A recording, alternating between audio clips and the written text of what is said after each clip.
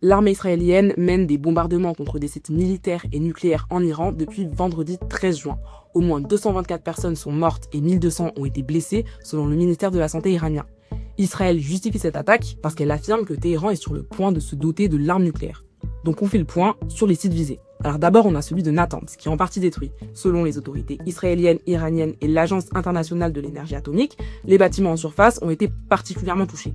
C'est la plus grande usine iranienne d'enrichissement d'uranium, et l'uranium enrichi, il peut servir à la fabrication d'armes nucléaires. L'autre usine d'enrichissement, celle de Fordo, a aussi été visée. C'est une cible stratégique parce que c'est là que l'Iran enrichirait le plus son uranium. L'Agence internationale de l'énergie atomique avait détecté en 2023 des particules enrichies à 83,7%, c'est très proche de 90%, qui est le taux nécessaire à la fabrication de la bombe atomique, comme le rappelle la chaîne américaine CNN. Pour le moment, d'après l'Agence internationale de l'énergie atomique, aucun dommage n'a été constaté. Le site est particulièrement résistant aux attaques parce qu'il est construit sous une montagne. La salle des machines, elle est dans un bunker et le centre, il est protégé par des batteries de défense antiaérienne. Ensuite, on a le centre nucléaire d'Ispahan, où 4 bâtiments ont été touchés. Ce site, il inquiète parce qu'il permet de produire ce qu'on appelle du yellow cake.